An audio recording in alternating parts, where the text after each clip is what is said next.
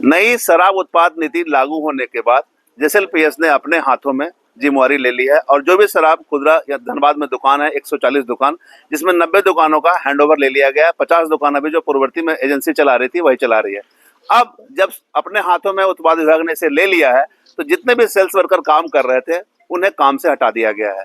उसके बाद ये लोग फिर से रोड पर आ गए हैं और ये लोग न्याय की मांग को लेकर यहाँ जमा हुए हैं गोल्फ ग्राउंड में। सीधे तमाम दुकानदारों से हम जुड़ते हैं और जानते हैं कि क्या कुछ समस्या है, क्यों यहाँ पर पहुंचे हुए हैं। क्या समस्या है भैया?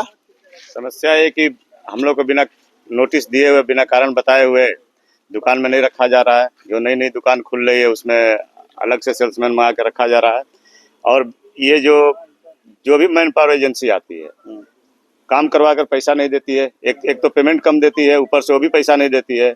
और मान लीजिए हम लोग इस बार पेमेंट का पैसा भी निकाले तो ये लोग बोले पैसा क्यों गबन किया, गबन की राशि कैसे हुई?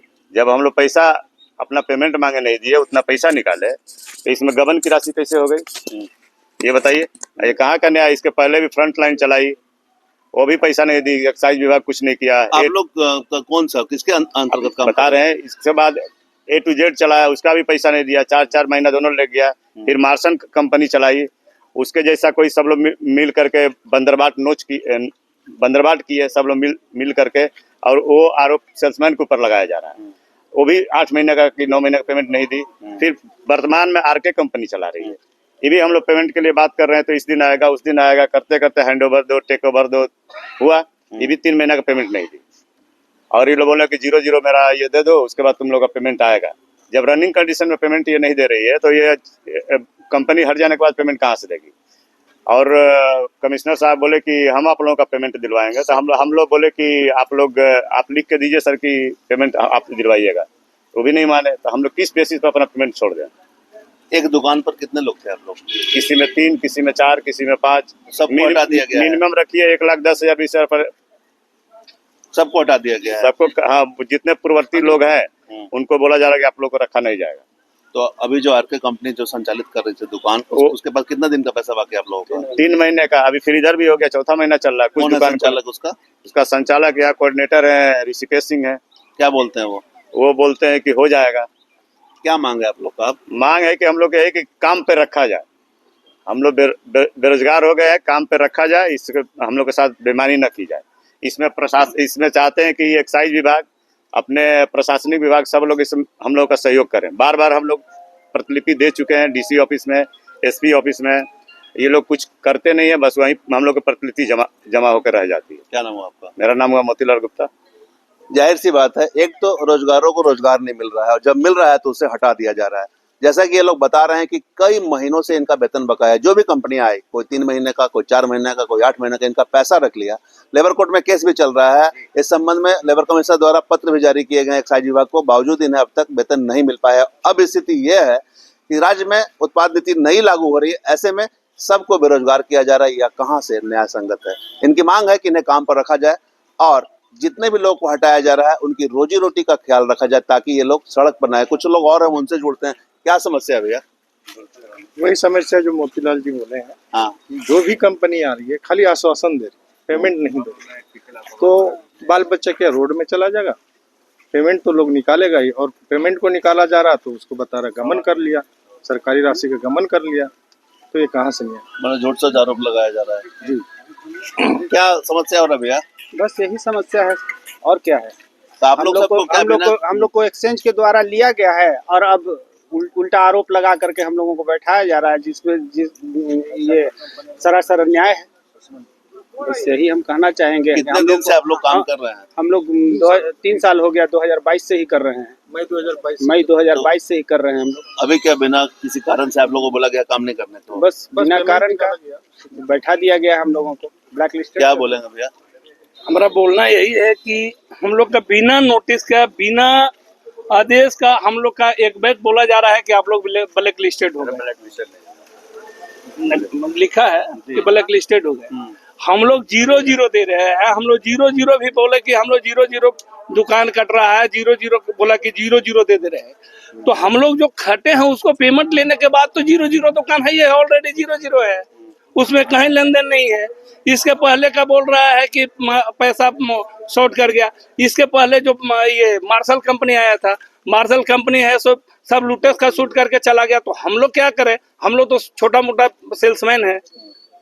अभी यहाँ किस लिए जमा हुआ है? हम लोग तो सिर्फ इसीलिए जमा है कि हम लोग को नौकरी दिया जाए। मतलब हम लोग हटा का, रहा है अभी। हाँ, हम लोग का हटा दिया जा रहा है, हटा दिया है, हम लोग बाहर है। हटा दिया क्या गया। बोल कर हटाया गया है? बोल रहा है कि आप लोग ब्लैक लिस्टेड है, आप लोग कुछ नहीं है। मैंने जितना दुकानदार है सब लोग ब्लैक लिस्टेड है हाँ, आप लोग। पुराने वाले का कोई व्यवस्था नहीं है।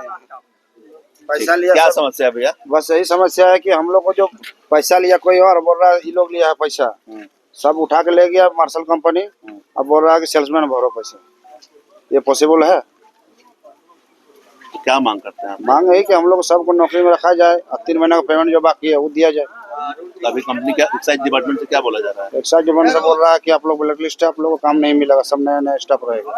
आपके साथ भी यही समस्या है? सारे सेल्समैन के साथ यही हुआ है। ये लोग ऑडिट करवाया है, ऑडिट करवाने के बाद एक साइज ताला लगाया है और ताला लगाने के बाद दोबारा जो दुकान खोल रहा है वो पूरा नए स्टाफ रख रहा है, जो पुराने सेल्समैन से एक वह मतलब गद्दारी का एक्साइज कर रही है। ये एक्साइज से हम यही निवेदन करेंगे कि हम लोग जितने भी वर्कर हैं हम लोग बेरोजगार हो जाएंगे।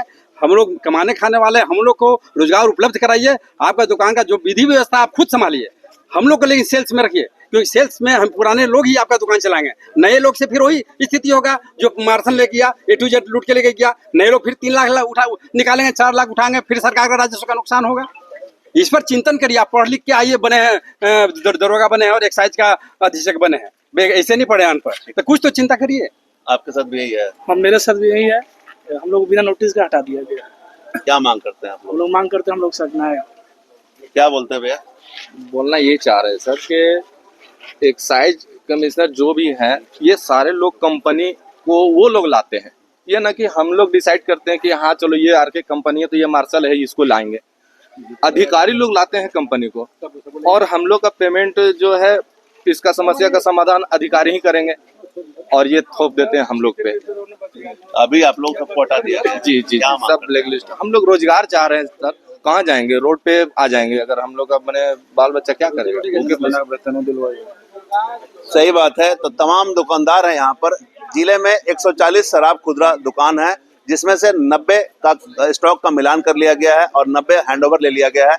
जो 90 दुकान हैंडओवर लिए गए हैं वो सभी दुकानदारों को हटा दिया गया है, यह बोलकर कि आप पर किसी न किसी तरह के आरोप लगे इसलिए आपको नहीं रखेंगे।